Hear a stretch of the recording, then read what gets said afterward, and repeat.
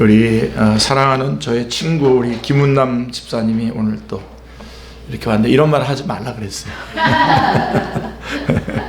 근데 제가 왜 말하냐면 오늘 말씀 중에서 제가 아마 여태까지 설교한 말씀에서 가장 강한 말씀을 할 것 같은데 왜 오늘 선택해서 오셨을까?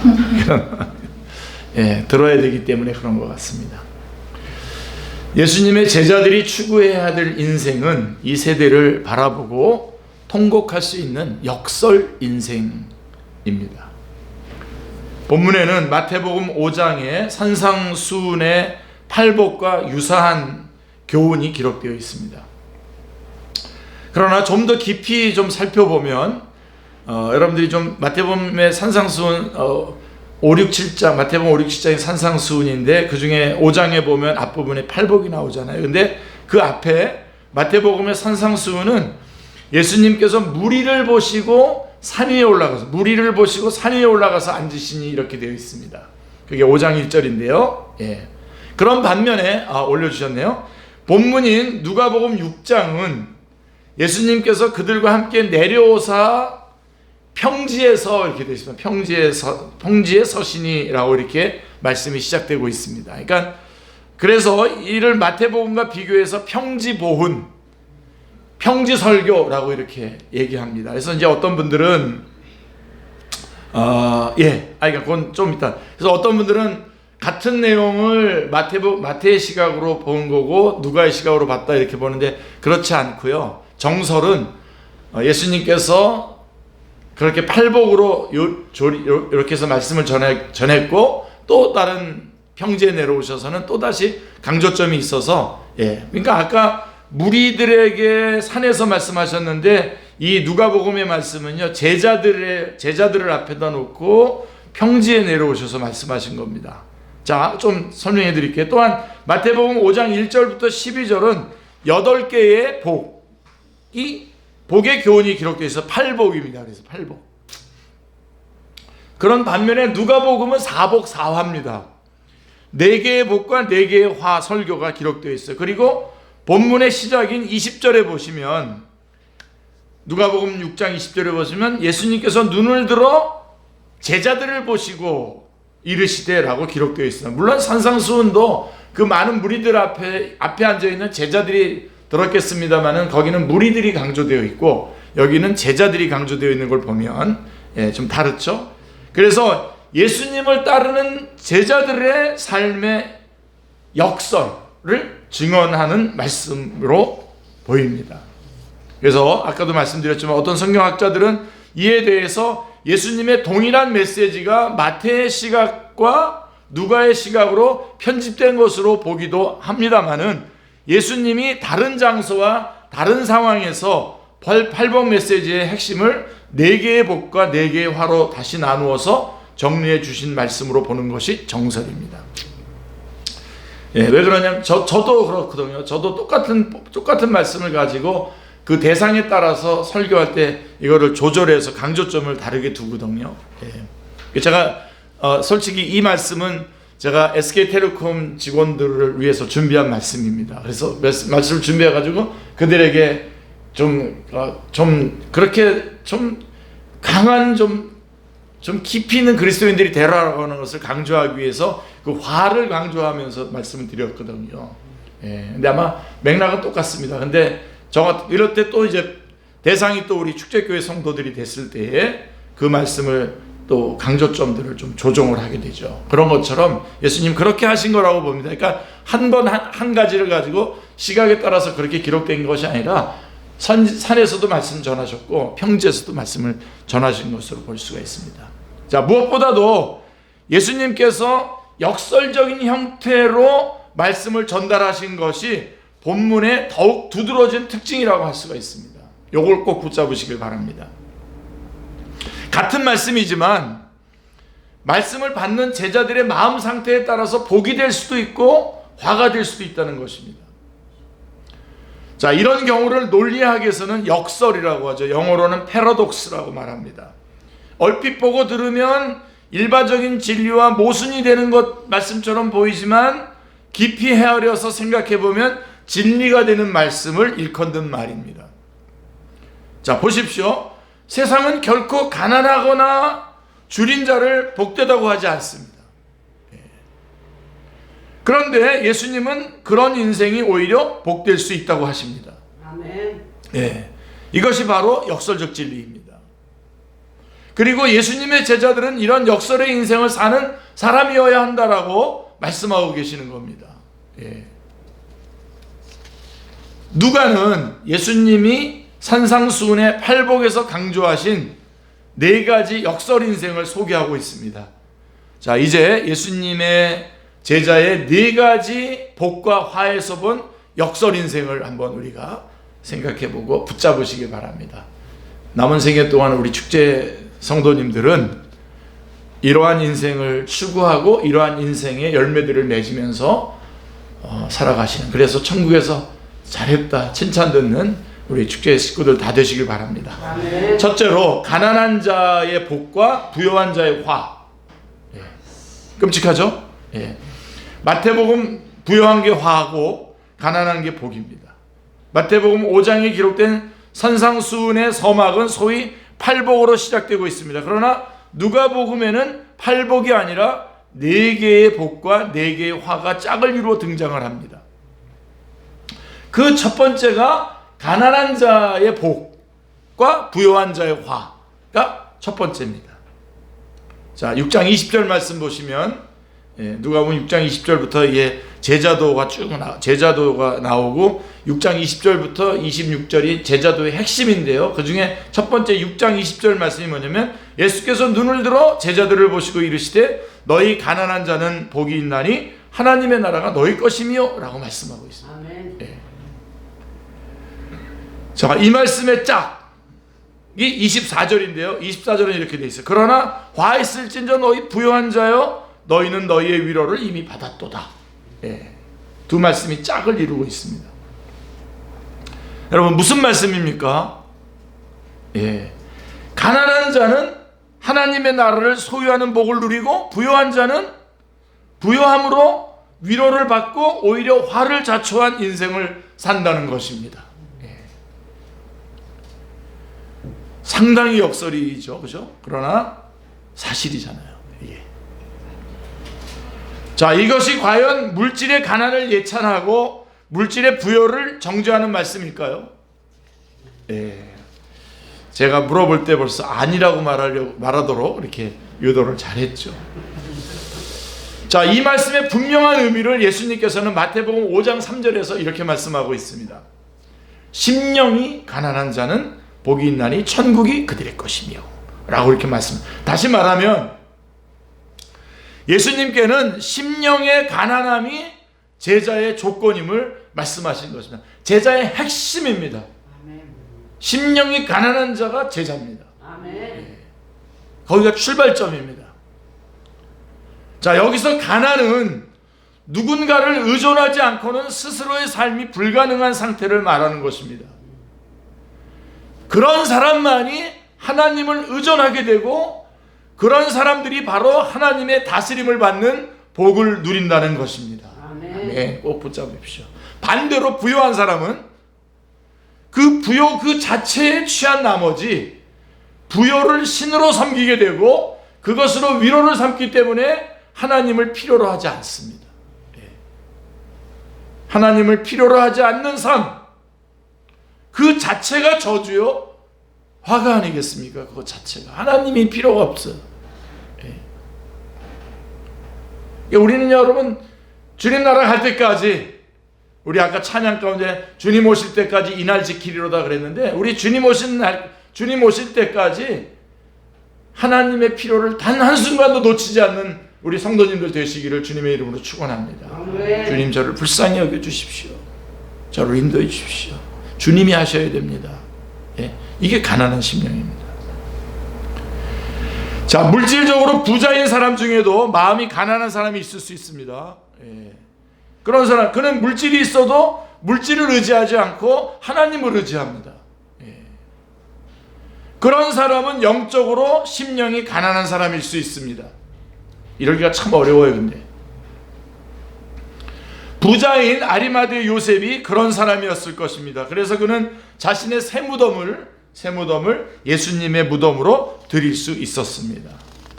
그러나 물질의 부요함으로 거지 나사로를 종으로 부린 부자는 끝내 지옥에 떨어지고 말았습니다. 기억나시죠? 예. 자기가 부리는 종에게나 하나님이 필요한 것이지 자기에게는 필요한 하나님이 아니었던 것입니다. 이게 끔찍한 겁니다, 지금 여러분.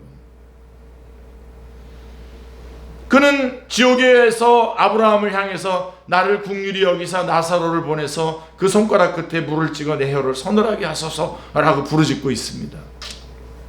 여러분, 나사로는 하나님의 도움이란 뜻입니다. 그러니까 부자 주인은 나사로를 부를 때마다 하나님의 도움아, 하나님의 도움아 이렇게 부르면서 자기가 하나님께 도움을 받아야 된다는 것은 모르고 있었던 거예요. 놓치고 있었던 거예요.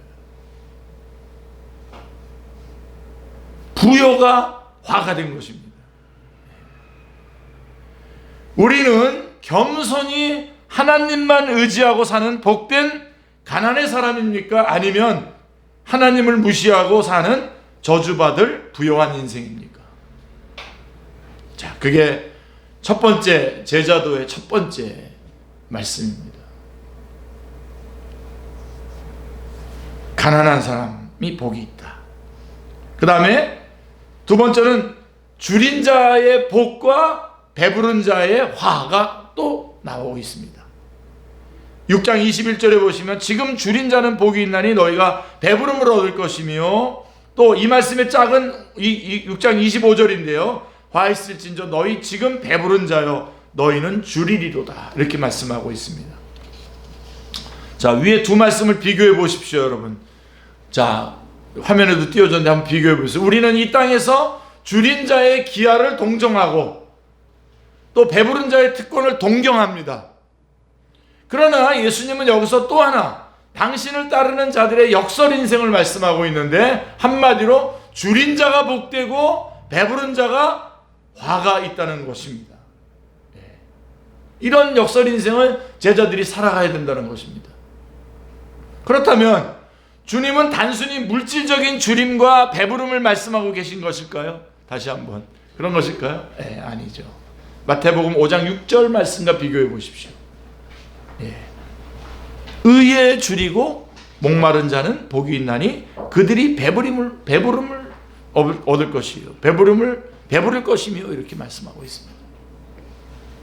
의에 줄이고.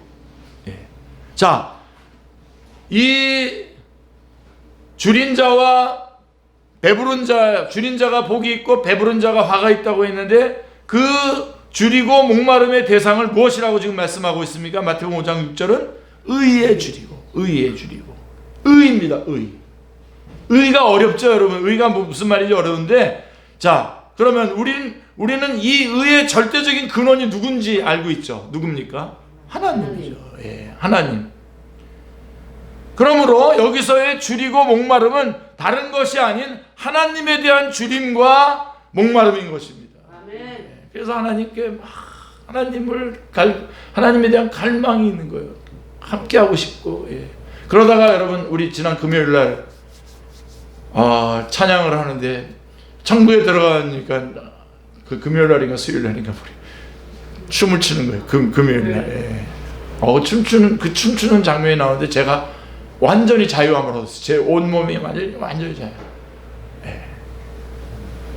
그때 보니까 아까 그때 보니까 또 찬양할 때 또 우리 전사님은 또 안 보였죠? 제가 춤춘 거 몰라요? 그러면서 말하더라고요. 정말 춤을 이렇게 주님께 대한 갈망, 주님과 함께 있고 싶고 주님과 동행하고 싶은 그런 갈망이, 주님을 만났을 때 여러분 주님과 스텝을 같이 해서 춤을 춘다. 그게 천국입니다, 여러분. 아멘. 우리 거기로 가는 거예요. 그러니까 여러분, 천국에 대해서 자꾸만 폄훼하거나 죽음에 대한 것들을 자꾸만 그 두려움으로 만들어가지고 막 안 가야 될 것처럼 이렇게 주장하는 건 기독교가 아닙니다. 이 땅에 주님께서 생명을 두시기 때문에 우리 열심히 살아야 됩니다. 누리면서 살아야 됩니다만은 주님이 부르시면 기쁨으로 달려가서 주님과 함께 춤춰야 되는 것입니다. 그 의에 줄인 자는 복이 있는 것이고, 그 의가 자기가 배불러서 이 의가 더 이상 필요가 없다면 그 사람은 화가 있는 거죠. 그것 자체가. 하나님께 대한 갈망. 여러분, 의의 반대가 뭡니까? 불의죠. 불의함. 불의함 속에 있을 때 우리는 불행한 자가 되는 겁니다. 그때 우리는 어떤 것으로도 만족하지 못하는 자가 됩니다. 우리는 거짓된 것을 추구하며 이 불만족함을 헤어나려 합니다. 우리는 돈에 줄이고 목말라 합니다. 때로는 권력에 줄이고 목말라 합니다. 요즘에 총선이지 않습니까? 권력에 줄이고 목말라 합니다. 당연히 자기가 봐도 자기가 국회의원 되면 안 된다는 거 알면서도 끝까지 가는 거예요. 자기가 봐도 안 되잖아요. 그런 사람이 국회의원 되면 안 되잖아요. 물론 국회의원 자체가 무슨 뭐 기준이 있는 건 아닙니다만은. 왜? 권력에 목말라 있는 거예요. 권력. 또 때로는 성에 줄이고 목말라 합니다. 어떨 때는요, 내가 무엇에 줄이고 목마른지도 모른 채 줄이고 목말라 합니다. 실상 우리의 거짓된 줄임과 목마름은 죄로 말미암은 것입니다. 그런데 요한복음 6장 35절에서 내게 오는 자는 결코 줄이지 아니할 터이요 나를 믿는 자는 영원히 목마르지 아니하리라. 아멘. 아멘입니다. 아멘. 예. 이 약속하신 예수 그리스도를 만나는 순간 우리의 마음은 은혜로 가득하고 성령님으로 충만해집니다. 아멘. 할렐루야. 예. 우리는 그때야 비로소 배부른 자가 됩니다. 1517년에 말틴 루터가 그런 체험을 했고요. 1738년에 존 웨슬리가 그런 체험을 했습니다. 저도 어린 날, 어떤 날 그런 체험을 했습니다. 우리는 모두 주의 은혜로 죄사함을 받았고 의롭다함을 얻은 충만한 행복 속에 들어간 것입니다. 할렐루야. 예. 이렇게 주의 은혜로 충만한 순간부터 우리는 그분의 사랑에 더 굶주리고 그분의 거룩함에 더 굶주리고 그분의 영광에 더 굶주리게 되는 것입니다. 예. 그분을 더 사랑하게 되고 그렇기 때문에 더 거룩하려고 하고 그렇기 때문에 더 하나님께 영광을 돌리려고 한단 말입니다. 아멘. 그게 의에 줄인 자입니다. 그 사람이 복이 있는 사람. 그렇게 우리가 하나님의 영광에 더 굶주리게 될 때 우리는 이 지상의 모든 상대적인 욕망들로부터 자유하게 됩니다. 춤추게 됩니다. 춤추게. 네. 나와 하나님과의 관계, 나와 예수 그리스도의 관계보다 더 중요한 것은 아무것도 없어집니다. 네. 그게 제자입니다. 이것을 경험한 자가 복된 인생이고 이것을 모르는 자는 저주받은 인생입니다. 이 줄이고 목마른 복을 여러분 체험하셨습니까? 예수 그리스도로 말미암아 만족함을 얻으셨습니까? 자, 세 번째, 우는 자의 복과 웃는 자의 화. 예. 자, 6장 21절에 보십시오. 지금 우는 자는 복이 있나니 너희가 웃을 것이며. 그리고 이 말씀과 짝이 되는 본문이 25절 후반부에 화 있을진저 너희 지금 웃는 자여 너희가 애통하며 울리로다 이렇게 말씀하고 있습니다. 이것도 또 하나의 역설이죠. 그죠? 우는 자가 복이 있고 웃는 자는 오히려 애통하게 될 것이라는 역설의 말씀입니다.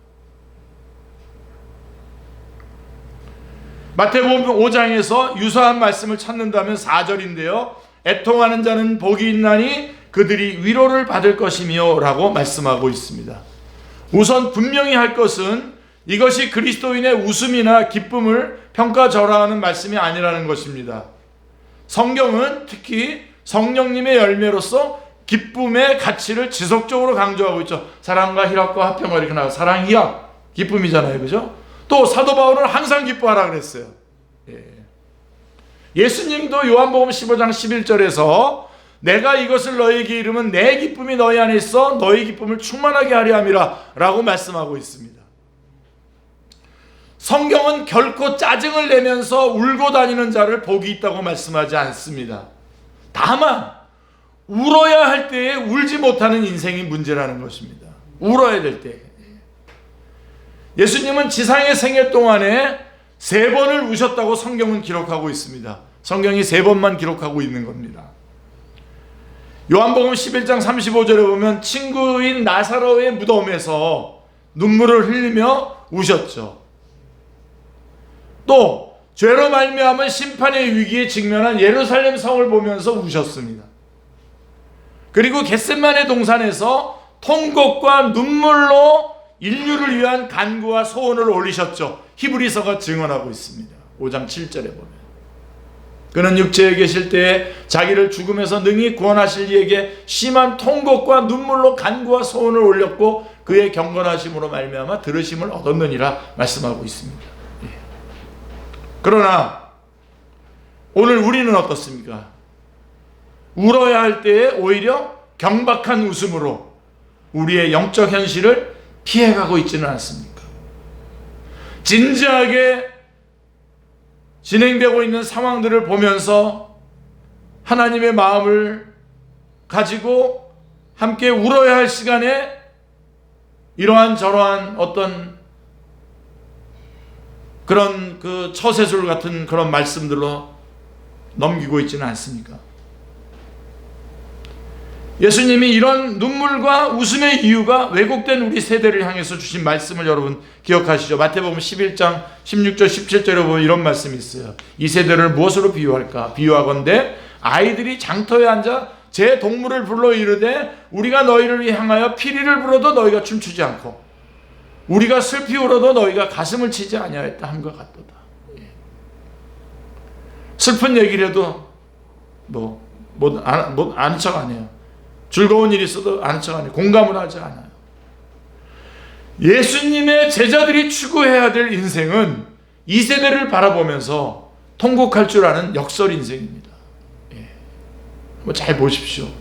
통곡할 일들이 많습니다. 자, 그리고 네 번째, 버림받은 자의 복과 칭찬 듣는 자의 화가 네 번째입니다. 하이라이트죠. 자, 22절 23절 말씀에 보면 인자로 말미암아 사람들이 너희를 미워하며 멀리하고 욕하고 너희 이름을 악하다 하여 버릴 때에는 너희에게 복이 있도다. 그날에 기뻐하고 놀라라 뛰놀라 하늘에서 너희 상이 큼이라. 그들의 조상들이 선지자들에게 이와 같이 하였느니라. 이 말씀의 짝은 본문 26절입니다. 모든 사람이 너희를 칭찬하면 화가 있도다. 그들의 조상들이 거짓 선지자들에게 이와 같이 하였느니라. 예수님은 사람들의 칭찬만을 구하는 인생을 거짓 선지자들의 삶의 방식이라고 말씀합니다. 여러분들도 왠지 인기는 많은데 그 얘기 들어보면 아무것도 없는 그런 강사들에 대해서 싫어하잖아요. 그죠? 아마 우리 교회 성도님들은 그런 거 더 분별을 잘할 거라고 생각하는데 인기가 엄청난 사람들 많죠. 근데 그게 거짓 선지자들의 삶의 방식이라는 겁니다. 반면에 인자 되신 예수님 때문에 욕먹는 인생이 복되다고 말씀합니다. 예수님 때문에 욕먹고 구차하게 살아가고 굳이 또 어떤 것들을 해내야 되고. 마태복음 5장에서 마지막 8번째 복에 해당되는 인생이 바로 10절 11절을 보십시오. 의를 위하여 박해를 받는 자는 복이 있나니 천국이 그들의 것임이라. 나로 말미암아 너희를 욕하고 박해하고 거짓으로 너희를 거슬러 모든 악한 말을 할 때에는 너희에게 복이 있나니. 이 말씀을 읽을 때마다 벌써 눈물이 나오려고 해서 아주 굉장히 지금 자제력을 지금 넣고 있습니다. 과거 구약시대의 선지자들이 이런 인생을 살았고요. 지금도 우리 시대의 선지자인 선교사들이 복음 때문에 이런 인생을 살고 있지 않습니까? 2007년 4월이죠. 과거 기독교 사역의 중심지였던 소아시아, 지금의 튀르키예에서 사역 중이던 독일 선교사 틸만과 함께 문서 선교를 하던 현지 사역자 2명이 무슬림 청년 5명에게 습격을 당해서 목숨을 잃었습니다. 그 내용을 여러분 보시면 틸만은 무려 156번이나 칼에 찔렸어요. 그리고 함께 하던 그 현지 사역자들도 예수님을 부인하면 살려준다는 위협을 당했지만 끝까지 부인하지 않아서 결국은 목이 잘려서 순교를 당했습니다. 그런데 그 사건 직후에 틸만의 부인인 수산나 선교사가 공중 매체를 통해서 나는 저들을 용서합니다. 저들이 한 일이 무엇인지 모르기 때문입니다. 라고 이렇게 말했고, 이 말에 용기를 얻은, 이 선언에 힘을 얻어서 이스탄불 광장에 그리스도인 500명이 커밍아웃해서 자기가 그리스도인이라고 하는 것을, 정체를 공개하는 그런 위협을 무릅쓰고 우리도 그리스도인이다, 우리도 죽여라 라고 외쳤습니다. 그리고 몇 해 전에 2019년 튀르키예 동부 지역에서 시리아 난민 선교를 하던 한국인 김진욱 선교사가 다시 무슬림 청년의 공격으로 그 땅에서 순교하는 사건이 일어났습니다. 예. 그 김진욱 선교사님은 우리하고 아주 가깝습니다. 우리 교회에서 자란 장정인 선교사의 남편이죠. 자, 그럼에도 불구하고 한국인 목회자 선교사 협의회에서는 우리는 난민 선교를 계속할 것이며 고 김진욱 선교사의 순교 신앙을 따라 복음 전파의 사명을 다할 것이다 라고 하는 성명을 발표했습니다. 그리고 여러분 잘 알다시피 우리 김진욱 선교사님이 천국이잖아요. 김천국 장소망 아닙니까? 장소망 선교사가 다시 그 유복자였던 아이까지 데리고, 자녀 둘을 데리고 다시 튀르키예로 들어갔다가 지금 서류나 이런 것들이 미비가 돼서 지금 다시 한국에서 기다리고 있습니다. 여러분, 이들이 진정으로 제자가 아닐까요? 하나님을 의지하지 않고는 스스로의 삶이 불가능한 상태의 가난한 자, 그래서 하나님만 의지하게 되고 하나님의 다스림을 받는 복을 누리는 역설적인 진정한 제자가 되시기를 주님의 이름으로 축원합니다. 아멘. 기도하겠습니다. 하나님 아버지, 예수님을 믿고 주님의 제자가 되는 것이 이렇게 진지하고 이렇게 깊고 이렇게 힘을 다해야 되는 소중한 것이라는 것을 이 시간 알게 해주셨습니다. 하나님, 정말 하나님만 의지하고 하나님의 다스림을 받는 역설적인 진정한 제자들이 다 되게 하여 주시옵소서. 주 예수 그리스도의 이름으로 기도드리옵나이다. 아멘.